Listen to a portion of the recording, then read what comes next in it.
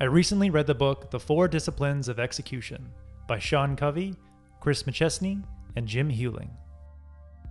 Everyone has good ideas, but what's rare is the ability to execute on those ideas. A good idea without execution is worthless. Authors Sean, Chris, and Jim surveyed over 200,000 business leaders from around the world to understand why they routinely failed to execute on their good ideas and important goals. They found that leaders and teams who routinely fail to execute on their good ideas are completely consumed by what they call the whirlwind.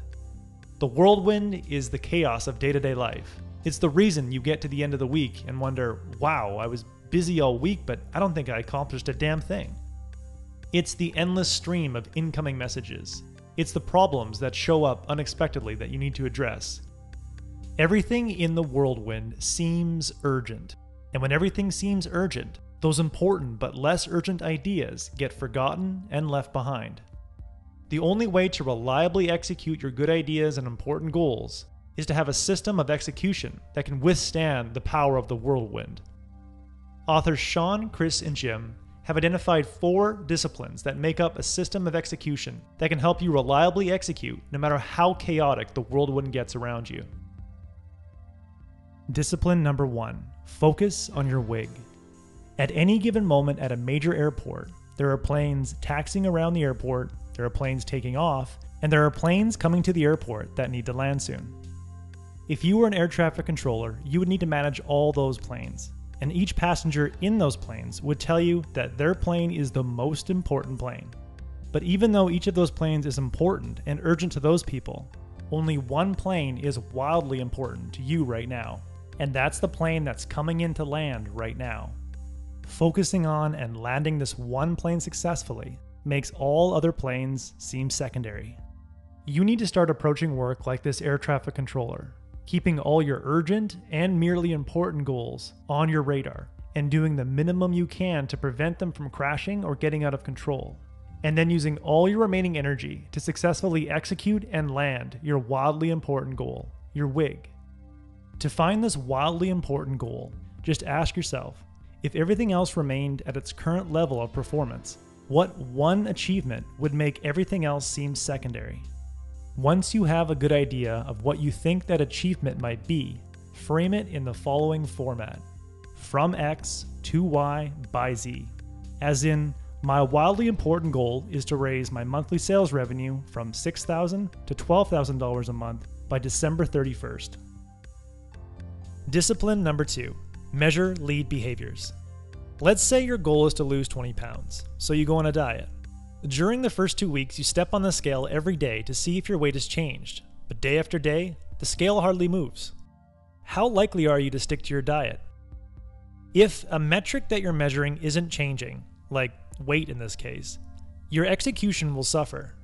The problem is most results that we want to change, like losing weight, increasing revenue, or growing the number of subscribers, all has a lag effect.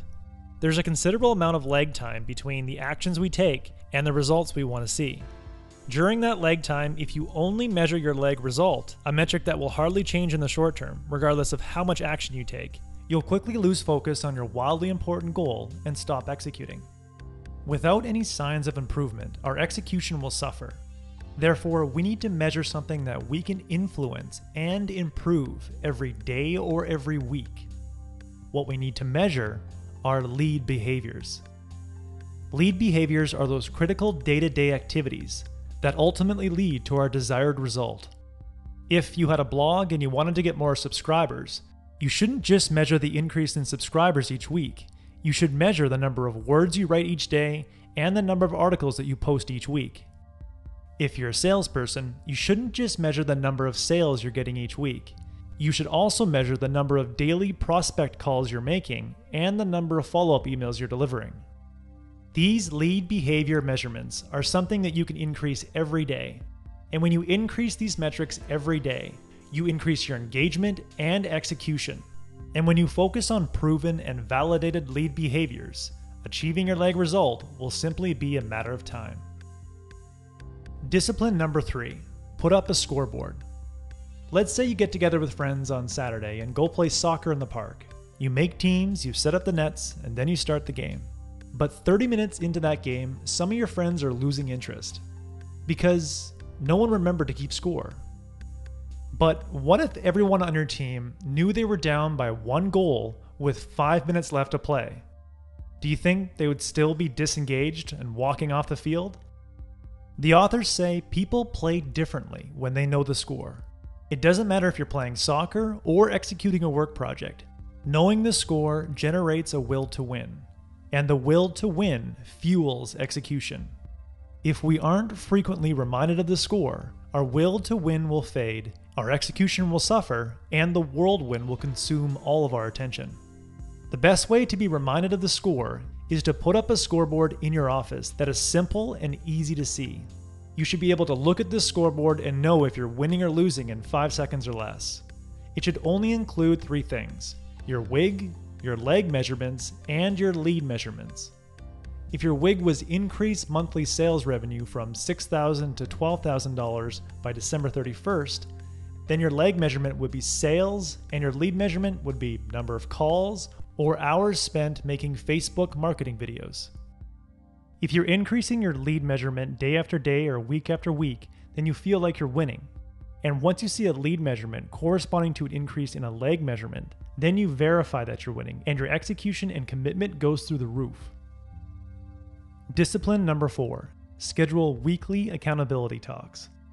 Have you ever been on a project team at school or at work where you need to verbally report on your status and make commitments each week? I have. And it's amazing how much more action I take when I know my teammates will hold me accountable to what I say. As a project manager at an engineering firm, I needed to sit around a table every Monday morning and remind my peers of what I said I would do, what I did, and what I plan to do this week to hit my next project milestone. It was a powerful routine of accountability. I didn't always like it, but it was amazing how much my execution increased before and after each meeting. In the book, the authors promote the practice of regular face-to-face meetings with your peers or teammates where you state your goals instead of your boss or your teammates telling you what your goals are. When you verbally commit to your own goals in front of your peers or teammates who will support you but hold you accountable, you have a strong desire to honor your word and protect your reputation. These are powerful motivators that cause you to focus on your wildly important goal and prevent yourself from being consumed by the whirlwind. By implementing these 4 disciplines into your work week, you can get yourself and your team to reliably execute your greatest ideas and your wildly important goals, no matter how chaotic the whirlwind of your day-to-day responsibilities might be. That was the core message that I gathered from the 4 disciplines of execution. If you're finding it hard to execute important goals, I highly recommend it. If you would like a 1-page PDF summary of insights that I gathered from this book, just click the link below and I'd be happy to email it to you. If you already subscribe to the free Productivity Game email newsletter, this PDF is sitting in your inbox. Thanks for watching, and I hope you have a productive week.